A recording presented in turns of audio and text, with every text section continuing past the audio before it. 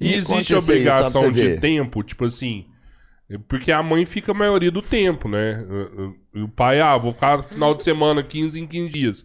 Mas o certo é que é metade, né? As contas é metade, e o tempo também tinha que ser metade, né? E aí a gente entra lá no negócio, lá que tá na lei. Opa, peraí, a regra do Brasil é a guarda compartilhada. Essa merda é só no papel, tá? Porque a guarda compartilhada consiste no quê? A criança vai morar com a mãe, o pai tem a responsabilidade e a obrigação de pagar a pensão, tem o direito às visitas, convivência, e o que há é o compartilhamento das decisões e responsabilidades referente à criança. E essa divisão de responsabilidades que não acontece. Não acontece. Na maioria das vezes, a guarda compartilhada, tão imposta pelo judiciário, ela só vale no papel. Porque jamais esse pai, que é um bosta, vai querer assumir com essa mãe a responsabilidade de levar e buscar na escola. Essa responsabilidade de levar e buscar de uma terapia, levar e buscar de um futebol, levar e buscar de uma psicóloga. Isso é muito triste. Ou então combinar, né? Não existe essa flexibilidade. Você acha que combinar, não? Não, eu tô falando não existe. A mãe até tenta. Na maioria dos casos que a gente tem, tanto de clientes como das redes sociais, não existe. Aí você fala, mas você tá falando isso porque ela te contou. Não.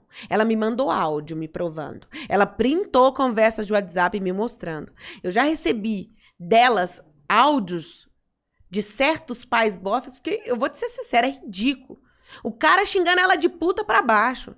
O cara não tem respeito com a mãe do seu próprio filho. A mãe que passa o maior tempo da vida em prol dessa criança. Engraçado que a lei da pensão, que quando prende esses pais que não pagam pensão, eles falam que funciona, né? Uma das leis que mais funciona no Brasil é essa, né? Poderia. E se você não pagar, vai preso na hora. Poderia funcionar muito melhor. Vamos lá. Sério? Só a título de ilustração. Se eu tenho uma ação de execução sob pena de prisão, que eu posso cobrar com 1 dia de atraso, desde que eu tenha uma decisão judicial ou um acordo homologado pelo juiz. Esse processo chega no judiciário, o juiz vai analisar a documentação, vai intimar o pai bosta para que em 3 dias ele pague, ele comprove que pagou, ou apresente uma justificativa por que ele não pagou. Essa mãe teve algum momento na sua vida que poderia justificar de não ter o dinheiro para pagar o medicamento que o filho estava doente?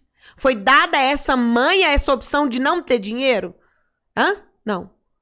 Porque eu já passei por isso. De ter que comprar algo para os meus filhos e não ter o dinheiro. E eu ter que ligar para a amiga e falar, ô, Renata, me empresta aí. Porque eu não tenho a grana. Entendeu? Essa mãe nunca teve essa opção. E aí esse pai ainda tem um prazo para poder apresentar a justificativa. E o que eles fazem? Para empurrar esse judiciário com a barriga, ele vai lá e me apresenta a justificativa. Sem pé, sem cabeça, que ele tá passando necessidade. Aí eu te pergunto, você tá passando necessidade sozinho? Imagina essa mãe tá passando necessidade com uma criança para sustentar. Porque vocês têm filho.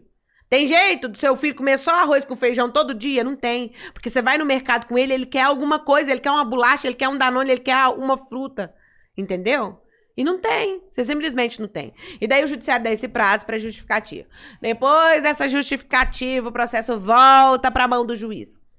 Aí o juiz manda esse processo para o Ministério Público. Porque antes de qualquer decisão do juiz, eu preciso de um parecer do Ministério Público. Aí o Ministério Público vai falar, eu não acato essa justificativa desse pai. Então, eu opino pela decretação da prisão dele. Aí depois vai para a mão do juiz. E lá o juiz decreta a prisão dele. Depois o juiz tem que pedir à secretaria para constar no CNJ, aqui pra gente em Minas, Setarim, o mandado de prisão. E aí você tem que ter um colega da polícia para tentar acelerar o negócio, porque senão fica lá constando o mandado de prisão sem cumprimento. Porque a gente sabe como funciona o nosso sistema, né? A gente sabe como funciona a nossa segurança pública. Não eficaz da maneira que deveria. Tá, e ela aqui eu não tô demora justificando um pouco. os motivos. Ela demora. Demora. E eu falei muito rápido, mas não é nessa rapidez. Não, ela demora, mas ela acontece. Acontece. Ela acontece. E aí eu falo pra elas. Eu tenho um amigo que é investigador e ele fala assim, ó, doutora, passarinho preso é que canta. E aí, na hora que eles batem lá da delegacia, se for um cara que não é acostumado muito com aquele ambiente, ele vai dar um jeito. Aí qual é o jeito que eles acham? A família inteira, a mãe, que é a avó paterna, o avô, o tio, o papagaio, o periquito, liga pra essa mãe. Você é uma monstra! Você tá prendendo o pai do seu filho! Eu falo, porra! Essa mãe ficou 1 ano, 2 anos, 3 anos sem receber um tostão da pensão do seu filho e ela ainda é acusada ainda? Ela ainda é condenada ainda? E o lindão, que deixou esse tempo todo de pagar a pensão, de prover a subsistência do seu filho e jogou toda a responsabilidade para cima dessa mãe? E aí, pelo menos as nossas clientes são instruídas a não fazer acordo. Não fazer acordo. Teve um advogado esses dias que o cara me encheu tanto o saco. Ele deve ter mandado, assim, tipo, umas 20 mensagens ou mais. Querendo fazer um acordo. Porque o cara tava preso. Pô, antes o cara pagar a pensão do que pagar um advogado pra defender ele. Mas você acha que eles pensam desse jeito? É lógico que não. Lógico que não. Porque na hora que ele paga um advogado pra tirar ele da cadeia ali, gasta uma grana, não gasta? Né? Não é barato. E aí, esse advogado foi tentar negociar. Ele encheu tanto o meu saco, falei, doutor, deixa eu te falar uma coisa. É ridícula essa sua proposta. Eu acho que o doutor não tem nem noção do que é um gasto de uma criança pra estar insistindo tanto com essa proposta ridícula. Ele queria pagar, tipo, 40 vezes R$200. Ah, mas é melhor receber os 200 do que não receber. Deixa eu te falar uma coisa. Se for um cara que não é acostumado a ficar dentro da prisão, ele vai dar um jeito de arrumar esse dinheiro.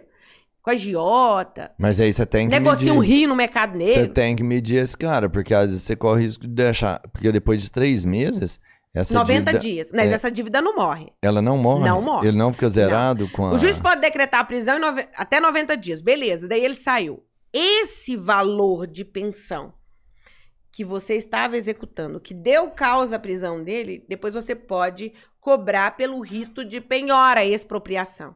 Então, por exemplo, o cara tem uma casa, pode penhorar essa casa, até se for a casa que ele mora. Mas tem uma herança para receber, penhora.